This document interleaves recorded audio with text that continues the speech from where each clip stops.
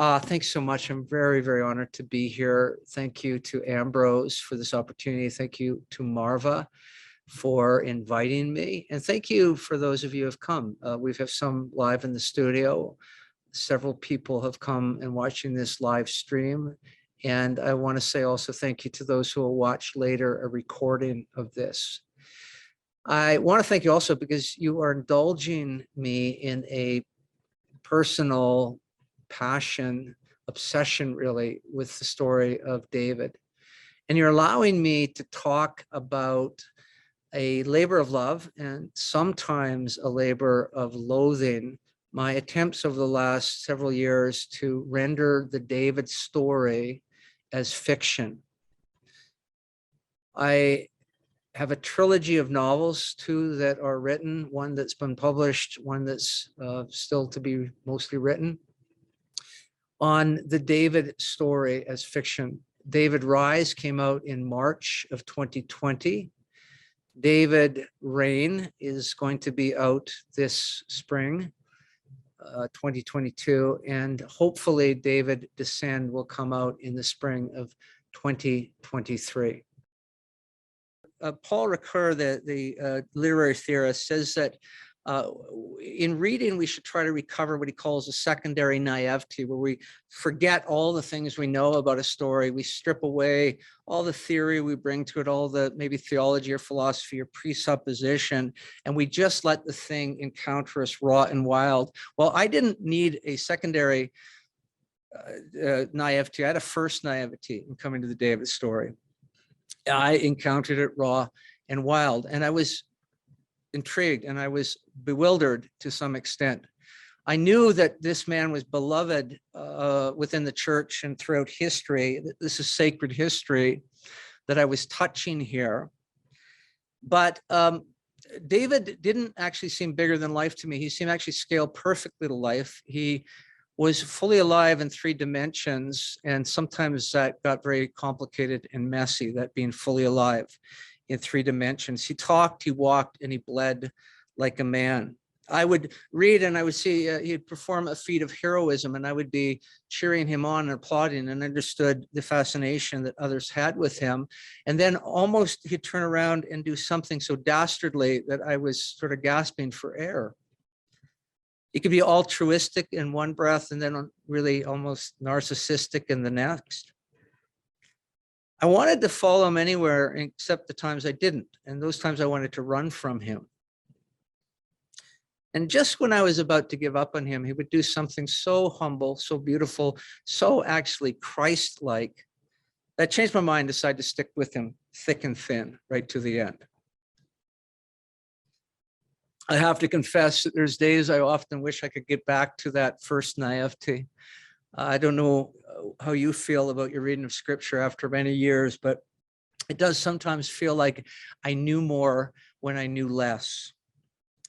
Well, much later, as I began to sort of explore the David story at a secondary, tertiary level, read the literature about him, I discovered that there is an artistry and a subtlety and a daring in the story of David, and whoever wrote or compiled the story of David. This subtlety and artistry is virtually unmatched in ancient literature. In fact, it's rarely seen in modern literature. A few quotes, and I do think we have slides for these. Baruch Halpern says that David represents the first true individual, the first modern human in literature. Old Testament scholar Ellen Davis says the psychological depth of his character is unparalleled in the Bible and in ancient literature altogether. No human narrative character in the Bible, not counting Jesus, she says, is drawn in such depth and detail, and at the same time, so variously. Jonathan Kirsch claims that David is the Bible's axial figure who shows us the full complexity of humanity several thousand years before Freud. David shines out across the centuries and the millennia, and he still exerts a powerful allure for real men and women who struggle to make sense of their own stressful and messy lives. The figure of King David is both thrilling and unsettling, both comforting and troubling. It is larger than life and at the same time an enduring example of life lived on a human scale.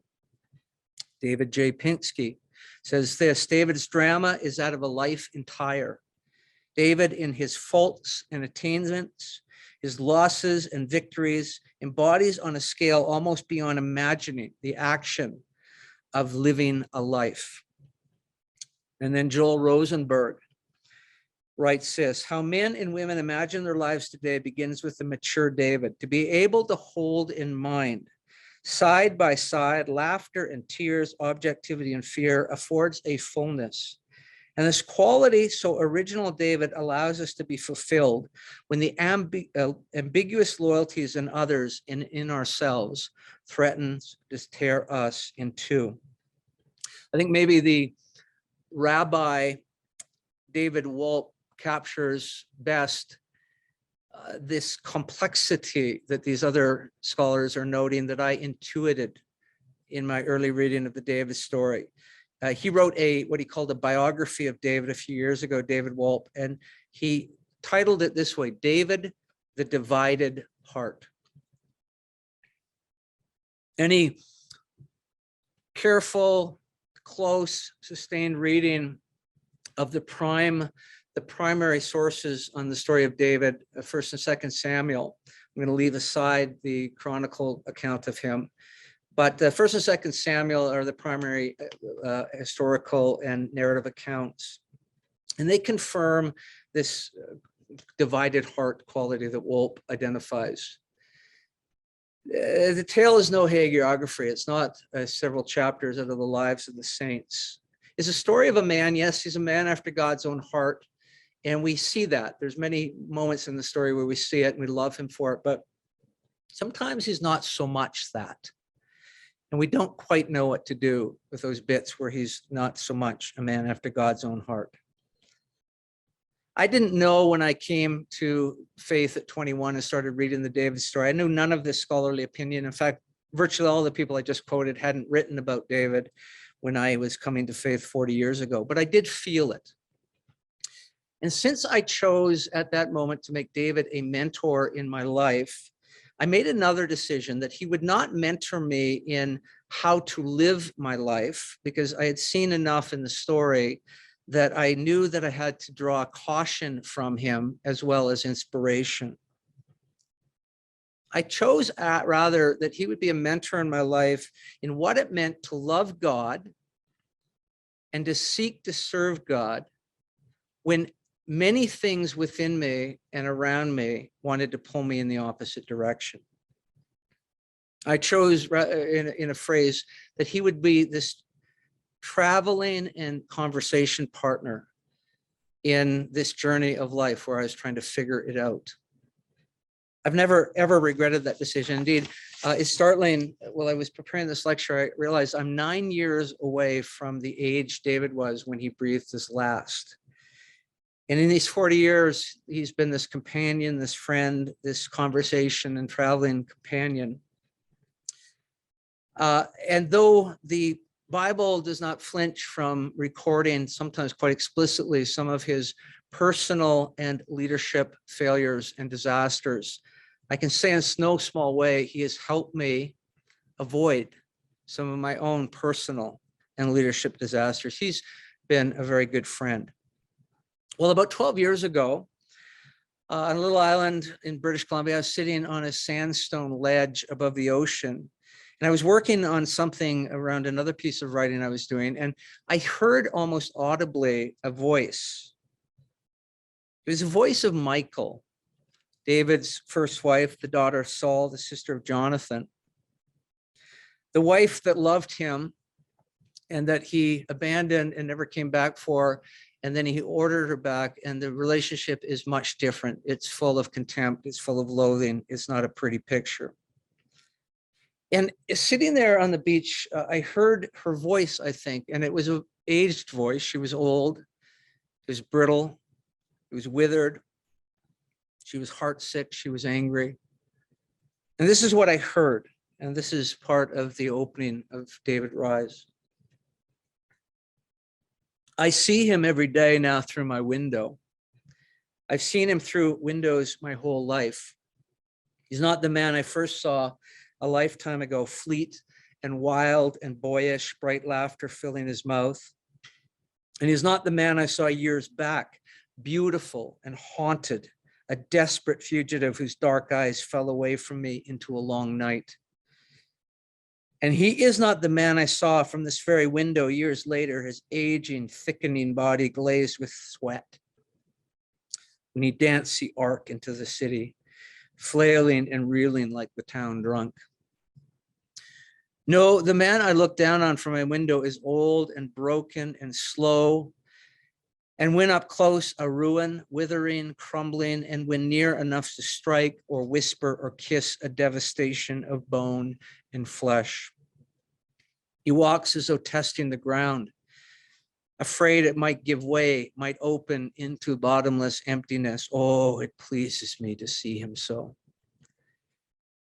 And that's the voice I heard right then, and I was in trouble. I knew that I was somehow, in some weird way, I would have to write this story, and I would have to make Michael and her testimony of what it was like to be married to David, rejected by David, called back by David, but rejected still. I felt that if nothing else, I had to sort of give voice to her, and I knew I was in trouble at that point, because this was not going to be a story that I felt that I was going to write that would accord neatly with some of the ways people in my own church, I was pastoring at the time, would understand, would appreciate. Taking this story of this man after God's own heart, our favorite designation for David, though in point of fact, it's really quite obscure how it relates to him. And that I would be writing a story that would give not an opposite view, but would offer some alternative perspective. A moment ago, I quoted the Old Testament scholar Ellen Davis, and she writes about the complexity of David's character, nothing quite like it, she says, in ancient literature, hardly in modern. Here's the quote again, but a bit more added. The psychological depth of David's character is unparalleled in the Bible and ancient literature altogether. Yet strangely, this complex portrait of a monarch who is by turns abusive and tortured seems to have had little impact upon the popular religious imagination. Little impact upon how people in church think about David. It's right there, the story's there. Many have been reading it for years, and yet it seems, she says, to have little impact on the popular religious imagination. She also notes, Ellen Davis notes, that in the ancient world, an official account of a ruler was basically nationalistic propaganda. The account might portray a ruler, a king, as one who has struggled, but who ultimately triumphs over all those struggles to do great things and be worthy of the God's attention, etc. These ancient accounts outside of Israel never portray a king or ruler as somebody tragically flawed and prone to catastrophic failure. And yet the Bible does this, it does it with several leaders, portrays Israel's leaders as not mere strugglers, but men who are flawed and are marred by failure, some of it catastrophic. And it does this, surprisingly, with Israel's greatest king, David. Robert Alter, one of the most astute commentators on the David story, as on many parts of Scripture, actually says that David is in sum the first full-length portrait of a Machiavellian prince in Western literature. It's a pretty trenchant statement. He's making the claim that David's this guy who will do whatever needs doing to get done what needs done. So remember Nathan, the prophet, 2 Samuel 12, after David's catastrophic failure with Bathsheba and Uriah, you are the man. It's not praise, not flattery. It's accusation, it's exposure, exposing him, reducing him, shaming him. You are the man. What other literature, ancient literature, portrays a king, its ruler, its great king, its man after God's own heart, so starkly, so honestly? You are the man. And yet, to come back to Davis, in many ways, it seems to have had little impact, the actual biblical portrait, on the popular religious imagination. And thus the title of this talk, I come to explain the title late. I have become even more undignified than this. And the subtitle, The Perils and Delights of Novelizing the Davis Story. An attempt to tell not what I think the religious, popular religious imagination sees David as, but what I think the Bible is trying to tell us. It's not telling us a hero story. It's telling us a story of a man who loved God and yet struggled with his humanity. And I find actually in the end more comfort, more wisdom from that than if it was a hero story.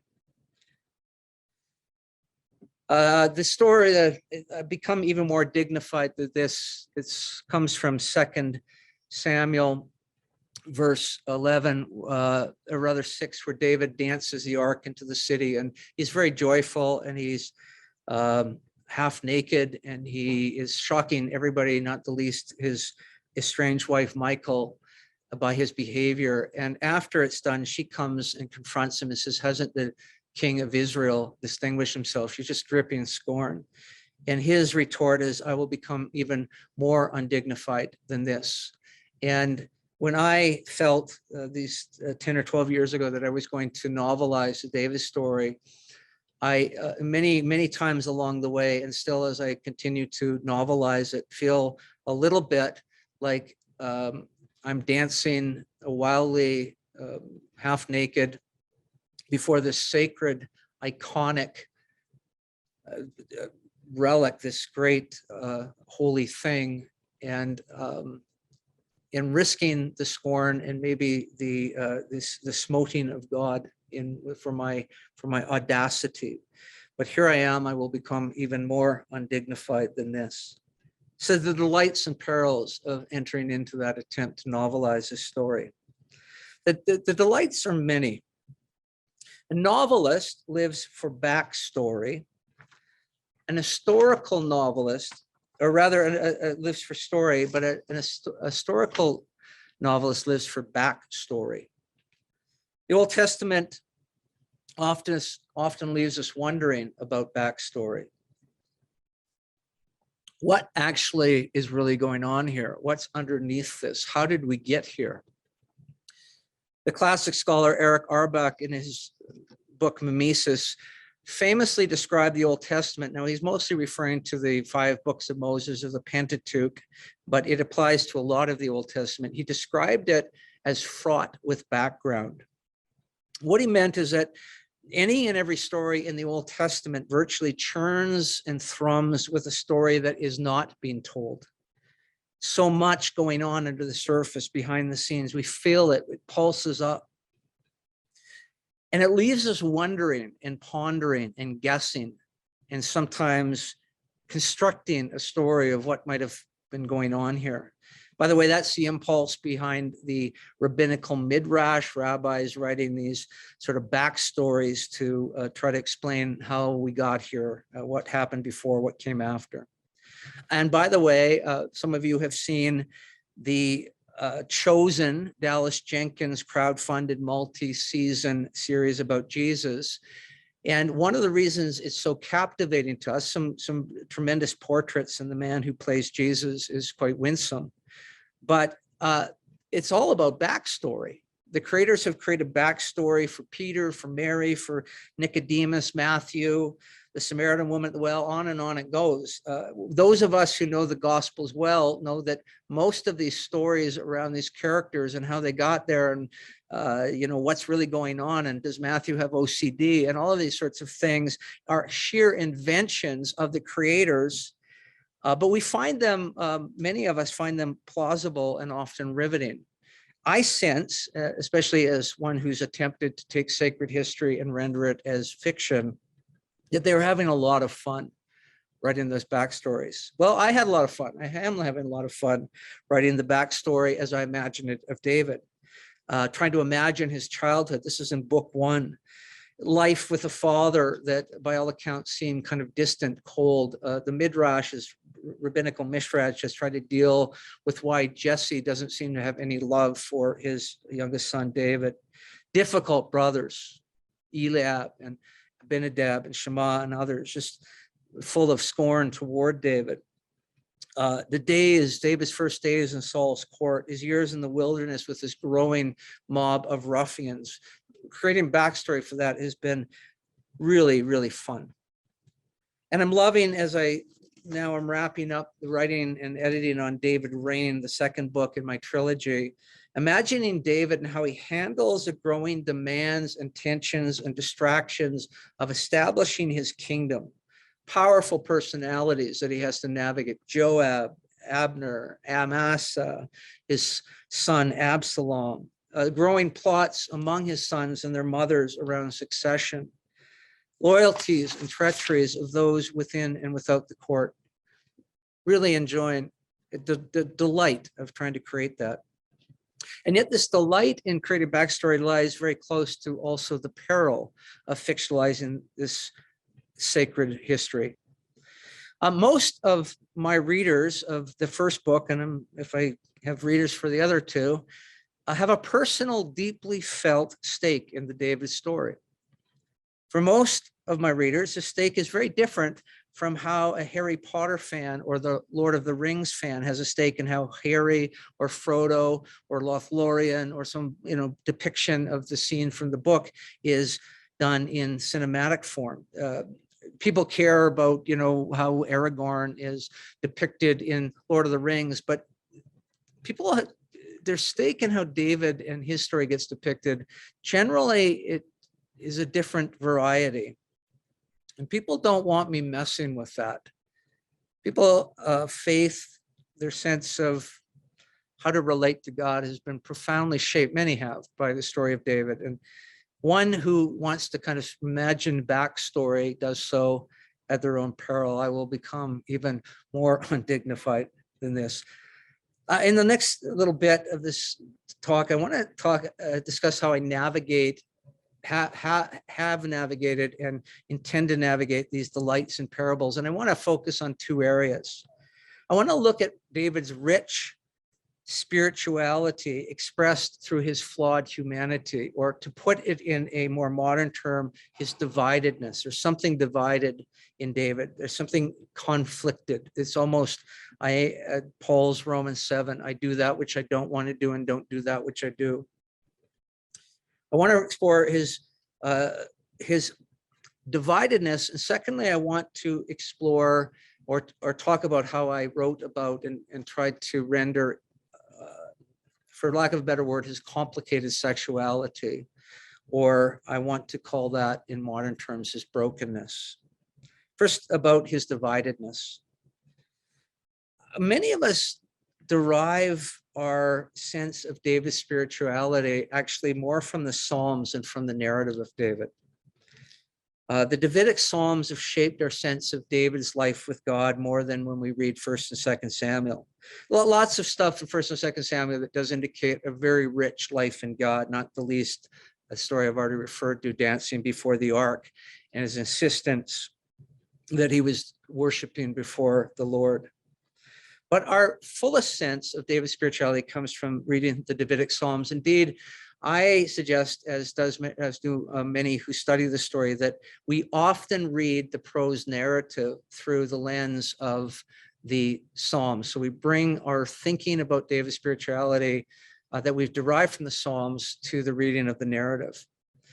Now, the Psalms generally depict the Davidic Psalms, a man of this rich range of emotion, tumult of emotion, and an unboundedness, a demonstrativeness, an unrestrainedness in some ways in expressing that emotion.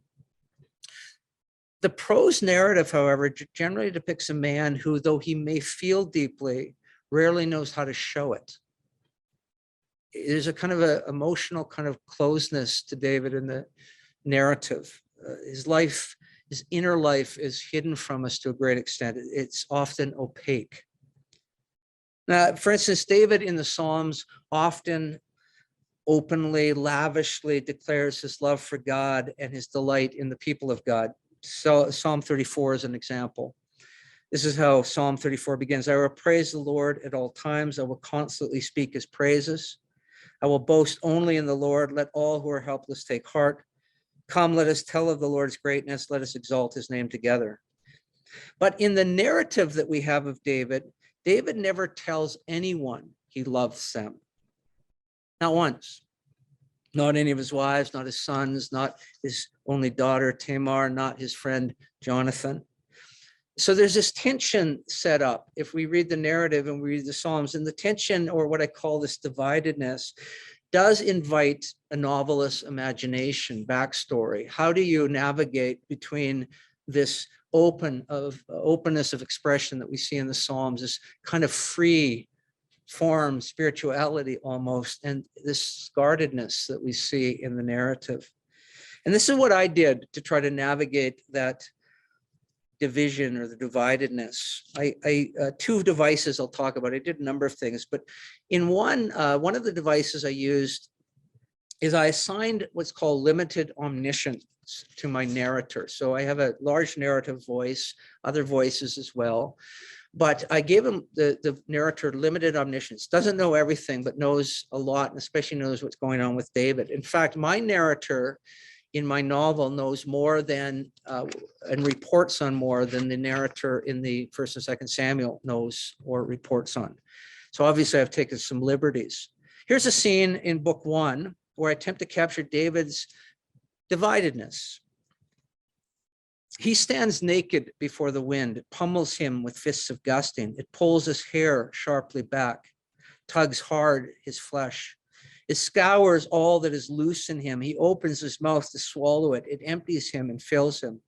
He anchors down his heels against the massive weight of the wind's wild blowing and pushes himself into it to stay upright. Many things come hard for him, speaking with his father, dealing with his brothers, watching his mother's mute anguish. But this comes easy, opening himself wide to the wind, the breath, the ruach, bending himself whole to it, letting nothing, no cloak, no shield, no armor, not even his tunic, come between him and whatever the ruach does in him, however the ruach does it.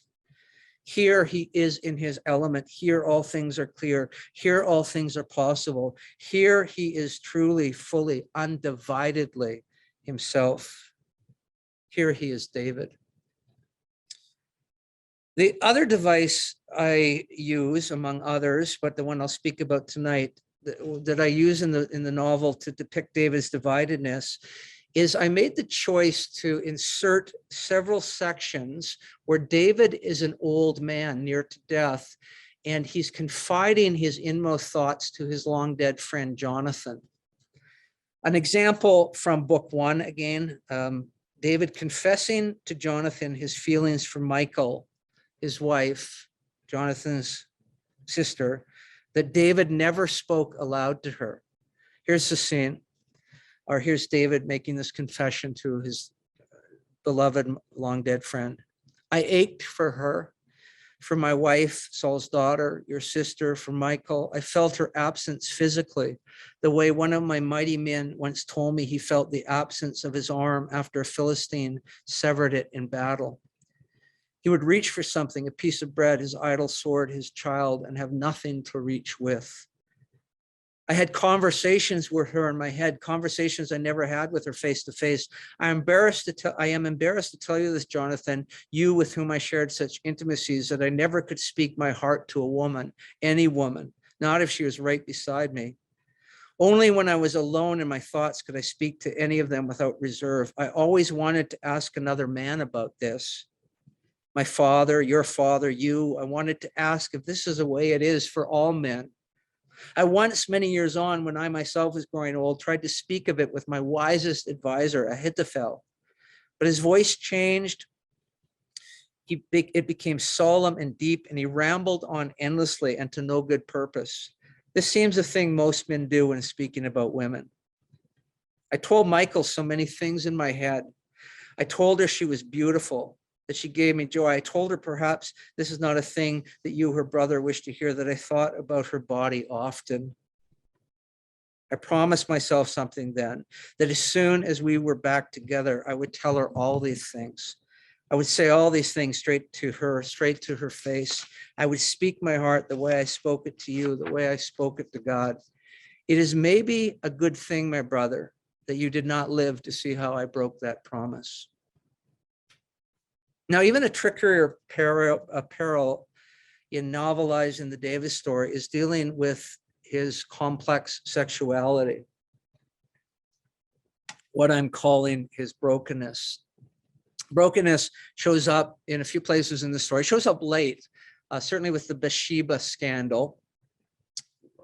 It also shows up by implication in some events that come out of that, particularly David's reaction to his oldest son, Amnon, who brutally rapes and then cruelly rejects his half-sister, Tamar.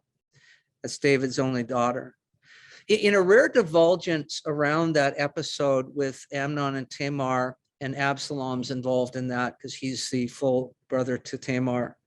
In a rare divulgence, the narrator in the biblical story reports how David feels. Again, most of those feelings of David are hidden from us in the narrative, but we do get a report that David is very angry about the whole thing. 2 Samuel 13:21. What does David do with the anger? Nothing. He says nothing to Amnon. He does nothing, not a measure of discipline against Sis, nothing. He does nothing. And Absalom, this is the falling out of David and his son Absalom. Absalom waiting for the man to do something. He does nothing. It reveals, at the very least, some abysmal failures as a father. But I am suggesting also hints at something maybe not right in David's own sexuality. Something that he struggles with himself. And that seems to be how the story is set up too, that whatever happened with Bathsheba, he's still wrestling through that to some extent and doesn't know how to go and deal with something that kind of in some ways resemble what he's just done. This problem with David, brokenness is what I've called it, is it goes a long way back, it seems, all the way back to his first wife, Saul's daughter, Jonathan's sister, Michal. Now, to be clear, the Bible gives no hint at all of anything sexual in their relationship, except maybe when David, it says that after the fight that Michal and David have, that she is barren to her dying day. And it may be that God somehow closes her womb, but most scholars believe that David denied her conjugal rights. But otherwise, there's no hint of anything sexual in their relationship. But something seems off in the relationship from the get-go. Michal, the wife of David, first wife, we are told is in love with David, 1 Samuel 18:20. In fact, it's the only mention in all the Bible that a woman loves a man. Later in the story, when they're still married, she risks her life and betrays her own father to save David. But the story of David in the Bible is utterly silent on what he feels about her and toward her. Twice she becomes a kind of war booty to him. The first time when he pays a bride price of 200 Philistine foreskins, double what's required for her hand in marriage. And the second time when he demands her back as a condition of uniting the thrones of Judah and Israel. It seems that David can consume even Michal's love for him, but he offers back nothing in return. And then there's a way David acquires Abigail, his third wife, Nabal's wife, in the desert when he's running from Saul. He requires her as his own wife, even though when he meets her first, she's married to another man. Again, the story hints at no sexual impropriety, but there's a dynamic we sense or can suss out in that suggests that there's something sexually charged in a relationship right from the get-go, right from the outset. For instance, Abigail, when she meets David, he's really angry. He's going to go kill everybody. And she kind of talks the gun out of his hand or the sword out of his hand, gets him off the ledge. But she openly disses her husband Nabal to David. And it seems that it's more than just a survival tactic. She seems to really get into it. She relishes saying these dreadful things about her husband. Mere moments after her husband Nabal drops dead, sudden death, David sends for Abigail and makes her his wife. And she seems quite happy to go along with that. What I'm suggesting is the Bible hints that there's a lot more going under the surface in that relationship. Eventually, David will go on to acquire 7 wives, 10 concubines. A few of the women that we enter into the story, he seems initially quite smitten with, quite taken with, Abigail, Bathsheba. But just as quickly, he seems to lose interest. And I'm wondering, do we glimpse here in David just a sense of some of the sort of sexual struggles that later are going to become monstrous in his youngest son and heir to the throne, Solomon, who acquires no less than 300 wives and 700 concubines? Well, you can see I'm already on perilous ground. And how does one who wants to honor the story, who themselves have been profoundly shaped by this story, whose faith has been strengthened and built by walking with David, who feels he's a dear, dear friend, how to novelize these hints, and that's what they are, of something maybe a little amiss in David's sexuality, that does justice to what I think the Bible is trying to tell us, but doesn't overstate anything. So a couple of decisions I made in dealing with this, at least in book 1 so far. The first is I chose to trace David's sexual complexity, his brokenness, whatever the right word, to a strained relationship that he seems to have had with his father and older brothers and seemingly non-existent mother. His mother, and rabbinical tradition has named her Nitzavit Bat Adiel, is only actually mentioned twice in the biblical, the whole account of the scriptures, entire corpus of the scripture. She's mentioned when David is fleeing from Saul and he puts his mother and father in the care of the king of Moab while he's on the run. And the other time she's mentioned is in Psalm 22, the famous psalm that begins, my God, why have thou forsaken me? And in verse 10, David writes, the Davidic psalm, on you, God, was I cast from birth. From my mother's womb, you have been my God. The New Living Translation captures that first part. I was thrust into your, meaning God's arms. I was thrust into your arms at birth. The suggestion is that David was or felt abandoned from birth, that he only had God to care for him. Well, how to capture some of what I'm describing? Here's a scene from book 1. It's early in the story. David's being sent to go back and forth to Gibeah, the throne of Saul, and play the harp. David has only been to Gibeah once. His father sent him to trade a donkey there, a rough business of thievish haggling. His father clipped the backside of his head for the price he fetched, though David knew it was good. Gibeah is a steep climb from Bethlehem into a scorched and rocky landscape. Its single virtue is a commanding view of all the land surrounding it. No enemy comes upon Gibeah unawares. A prostitute stands at the roadside outside the city. She is not much older than him. She is dark with illicit mystery. Her body has a coiled litheness of a panther, and I say a bit more about that. Come to bed with me, she says. Emotions rise and clash in him at the brazenness of this. He wants to run. He wants to seize her in anger and desire. He swallows hard and keeps walking. What are you afraid of, boy? He picks up his heels and runs. The desire in him takes a long time to cool. When it does, one thing remains, sadness. He wishes he could speak of such things with his father or one of his older brothers, and he touches lightly, as if testing a broken bone for healing, a deep, wild hope that Saul will be that man for him, that Saul will be a father. So this need to kind of process all of this stuff going on in any young man. with another man? Could you understand? So I trace some of this stuff that he didn't have that. He didn't have that intimacy with the father, couldn't find a substitute father, didn't have an older brother, could sit down and help him sort it through. The second thing I do to follow the Bible in speaking about these sexual issues is I follow the Bible's lead in speaking about sexual matters. Now, there are other fictional accounts of David, and I was going to expand on those in an earlier version of this, but I decided not to. But Geraldine Brooks, for instance, or Stephen Heim in their fictionalized versions of David have taken, have felt no restraint whatsoever in depicting the sexual life of David. I did feel a restraint, not just because I'm a Christ follower and I just wanted to sort of be careful with all of that, but also I wanted to honor my readers.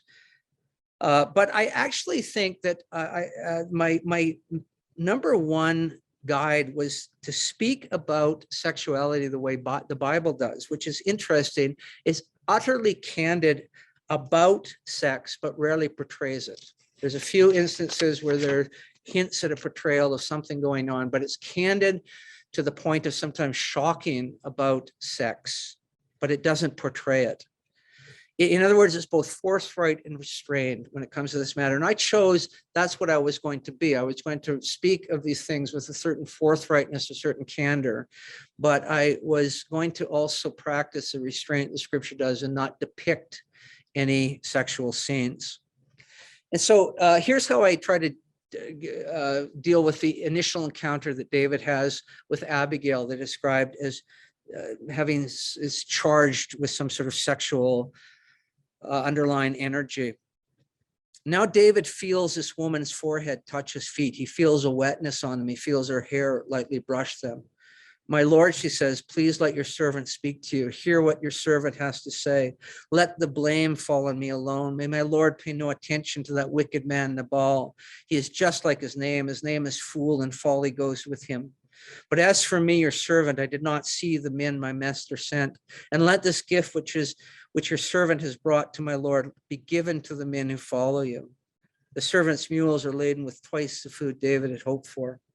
David kneels beside her and lifts her head. When he sees her face, he starts. It's Nabal's wife, Abigail. He's only ever seen her at a distance. She is ravishing. Her eyes are pure black luster, deeply knowing, and her skin creamy as ewe milk. David swallows hard. His mouth goes dry. A dizziness comes over him.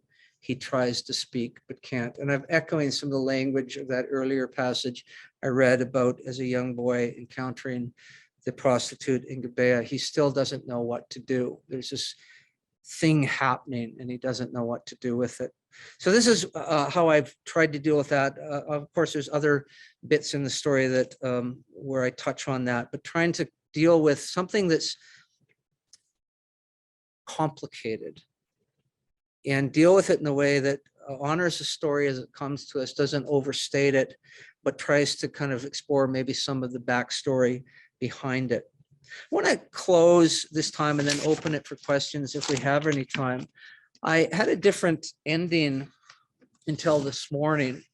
And in a class I'm teaching right now on writing here at Ambrose, I had my students bring a poem or a psalm that they really loved and to read it out loud and to tell us what they loved about it.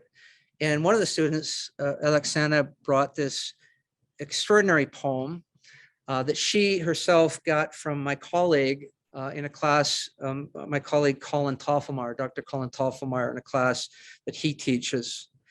And so this poem I read this morning, I thought this is a perfect way to sum up what I'm trying to say in my attempt to fictionalize the David story. The poem's called Holy Trilogy by Michael Toy. I'm thinking of the Bible as a trilogy, the strangest and greatest trilogy ever written. It's not a literary map inscribing insightful lines separating the words into three connected countries. Volume 1 is the entire text of the Bible. Volume 2 is the entire text of the Bible. So is volume 3. The text does not change from volume to volume. If you want to find out what happens next, you have to change and become someone new. I know this sounds impossible. Trust me on this, it happens. All it takes to move from one volume to the next is the smallest seed of an idea, which will grow roots to stalks to branches to flower until at full fruit, you are ready. The entire work is something new. Volume 1, an epic journey full of unlikely heroes, wise sayings, timely miracles, good triumphs over evil in the end. I think I read volume 1 100 times.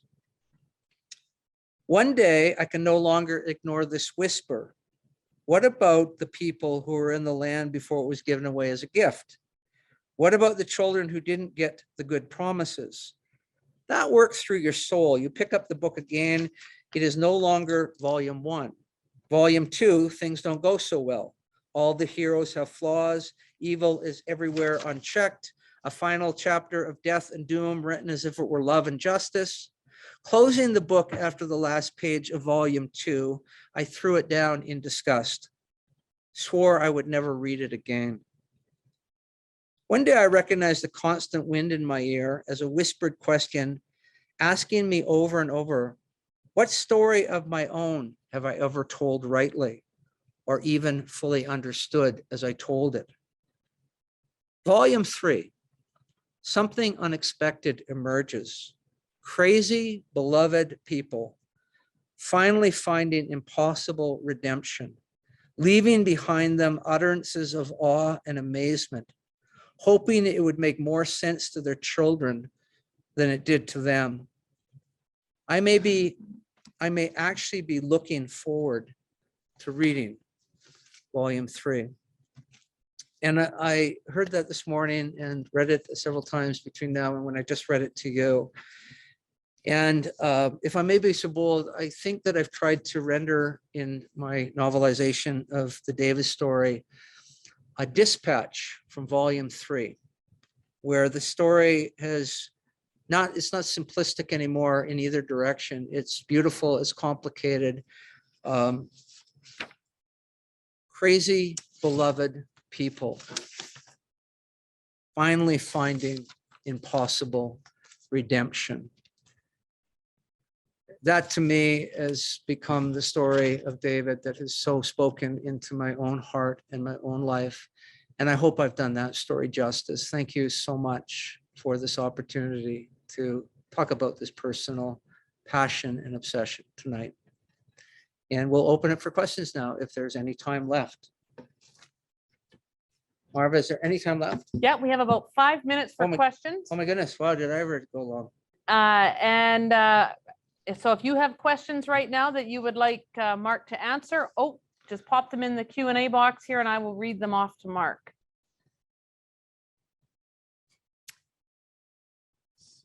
So I'll just give you a couple minutes. Thank you, Terry. He's sending beautiful, Mark. Well done. Okay. Thank you.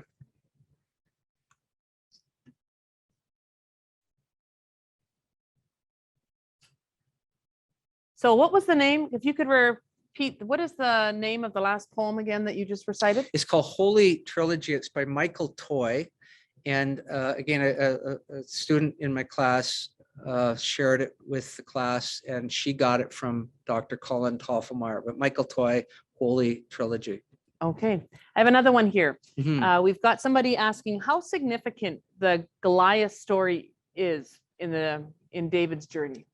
Yeah, it's I mean, I'm trying to navigate in the novel my secondary reading of my reading of the secondary literature, the scholarship around David, and there's massive debate in the literature whether that was somehow a folk tale that got sort of ascribed to David. There's another story of David fighting a giant. It's recorded in 2 Samuel 21, Ishbi-Benob, and he's not having such a good time of it. He seems to be older. And so there's another account, but it gets sort of tucked into the miscellany at the end of 2 Samuel. And then there's another account in that same thing that it seems like somebody else took on Goliath. But I, in my novel and in my own personal kind of devotion, I think that story so representative of both the good and the bad of David that I like to think of it as very much a David story. And when I said the good and the bad, that's the story out of which we mostly heroize David. Because of this pluck, this confidence in God, this confidence in his own ability, when everybody's shaking in their boots and he goes forward to tackle this great champion of Gath and takes him down. But if you look at the story, there's some complexity in the story. First of all, David's first and really repeated question is, what will be done for the man who kills this giant? In other words, it seems it's motivated out of some self-interest.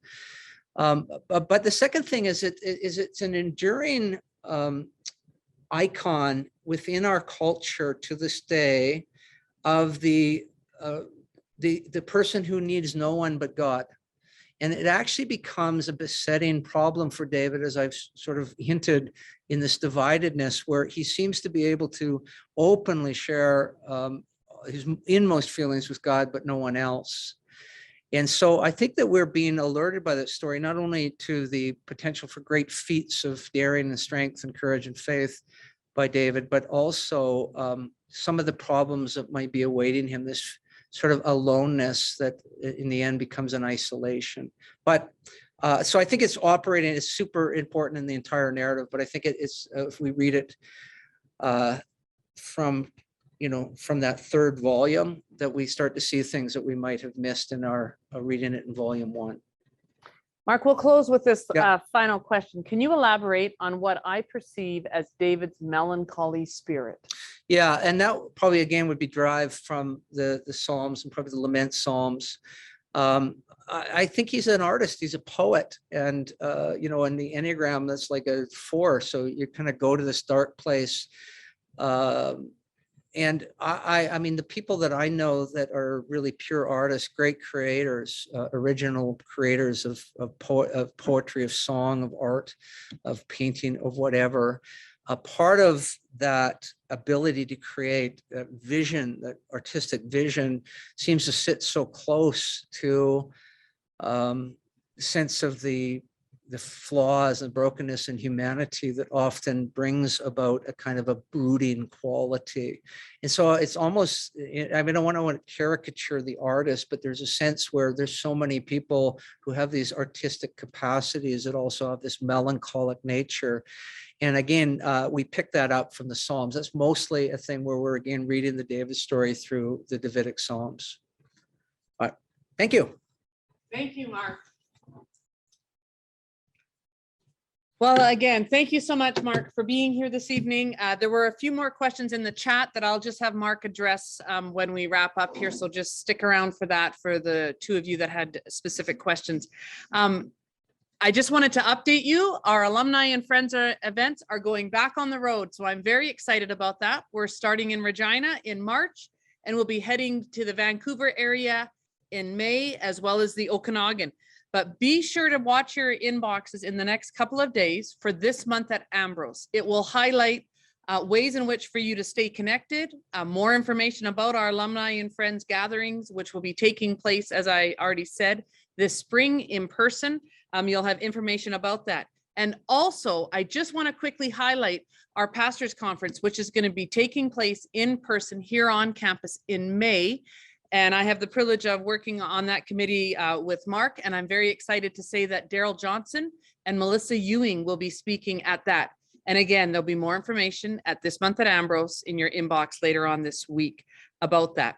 If you haven't already, be sure to sign up for our final lecture of the series for this season. It'll be taking place on March 17th with Dr. Joel Thiessen and Stu Williams. Again, thank you so much for taking the time this evening and making Ambrose a part of your day. Good night and have a wonderful week.